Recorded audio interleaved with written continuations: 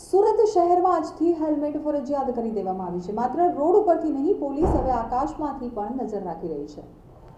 સુરતમાં સવારથી જ શહેરના મોટા જંકશન ઉપર ટ્રાફિક પોલીસની ડ્રોન વિંગ એક્ટિવ થઈ ગઈ છે। જેમ ડ્રોન ઉડાવાયું છે તેમ હેલ્મેટ વિના ચાલકો તરત જ સિગ્નલ પાછળ સંતાઈ ગયા। કેટલાક લોકોએ આગળ ઊભેલા વાહનોની પાછળ છુપાઈ જવાનો પ્રયાસ કર્યો, તો કેટલાક લોકો રિક્ષા અને ટ્રકોની બાજુમાં ચલાવવા લાગ્યા। કેટલાક લોકોએ તો ચશ્મા કે મફલર પહેરી લીધા, જેથી ડ્રોન તેમને ઓળખી ન શકે। પરંતુ ટ્રાફિક પોલીસની ટીમો તુરંત એક્શન મોડમાં આવી અને આ લોકોના નંબર પ્લેટ સ્કેન કરી અને ચલણ ફટકારી દીધા। ડ્રોન અને સીસીટીવીના આધારે એક જ દિવસમાં હજારો ચલણ જનરેટ થયા છે અને અનેક લોકો પોલીસ સમક્ષ જાતના બહાના લગાવતા દેખાયા છે। હું ઘર નજીક જ જઈ રહ્યો હતો, માટે હેલ્મેટ નથી પહેર્યું। હું ફક્ત દૂધ લેવા ગયો હતો। મારું હેલ્મેટ બાઇકની ડેકીમાં છે। હેલ્મેટ પહેરવાનું ભૂલી ગયો। પરંતુ હેલ્મેટ પોલીસના વન નેશન વન ચલણ એપમાં આટલા બધા બહાના ચલાવવા જેમ નહોતા। 5થી વધુ ચલણ થઈ ગયા હોય તો લાયસન્સ સીધું સસ્પેન્ડ થઈ જશે। ડીસીપી અમિતા બનાણીએ જણાવ્યું કે ડ્રોન, સીસીટીવી અને પબ્લિક એડ્રેસ સિસ્ટમ દ્વારા હેલ્મેટ વગરના લોકોની અટકાયત થઈ રહી છે। 3000થી વધુ પોલીસ કર્મીઓ ટ્રાફિક જંકશન ઉપર તૈનાત છે અને 40થી વધુ ટીમો સ્થળ દંડ વસૂલ કરી રહી છે। જો કોઈએ ડ્રોન જોઈ અને સંતાવવાનો પ્રયાસ કર્યો તો પણ બચવાની શક્યતા શૂન્ય છે, કારણ કે સીસીટીવી કેમેરા અને વ્યુઝ સિસ્ટમ તરત જ વાહન નંબર સ્કેન કરી અને ચલણ મોકલી દેશે।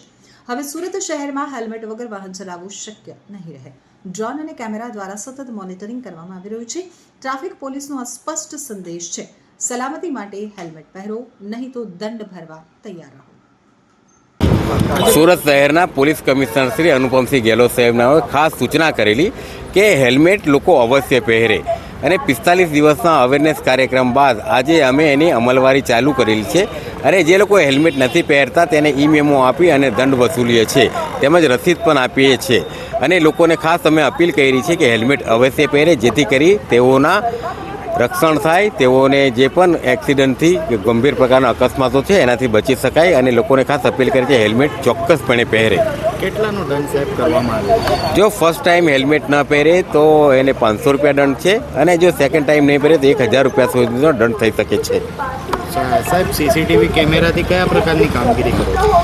જે લોકો હેલ્મેટ નથી પહેરી રહ્યા એને અમે અલગ અલગ કેમેરાઓ દ્વારા એને આઈડેન્ટિફાઈડ કરીએ છીએ, તેમજ ડ્રોનથી પણ અમે એને આઈડેન્ટિફાઈડ કરીએ છીએ અને એને સાથે રોકી અને એમને ચલણ આપીએ છીએ।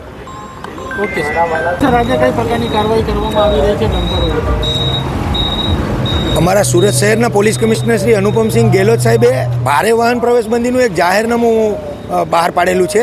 જે ભારે વાહન પ્રવેશબંધી સમય દરમિયાન જો કોઈ મોટા વાહનો શહેરી વિસ્તારમાં પ્રવેશ કરવાની કોશિશ કરતા હોય તો એવા 5 વાહનો વિરુદ્ધ અમે દંડાત્મક કાર્યવાહી કરવા માટે 5 વાહન ડિટેન કરેલા છે અને કાયદેસરની કાર્યવાહી એમના વિરુદ્ધ આરટીઓમાં કરવામાં આવશે।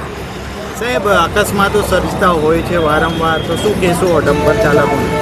જે પ્રવેશબંધીનો સમય હોય છે, પ્રવેશબંધીના સમય શરૂ થવાના અને પૂરા થવાના સમય દરમિયાન જે 2-5 મિનિટના સમયો દરમિયાન જે વાહનો શહેરી વિસ્તારમાં પ્રવેશ કરતા હોય છે એમના વિરુદ્ધ પણ કાયદેસરની કાર્યવાહી કરવાથી આ અકસ્માતોના બનાવો રોકી શકાય છે।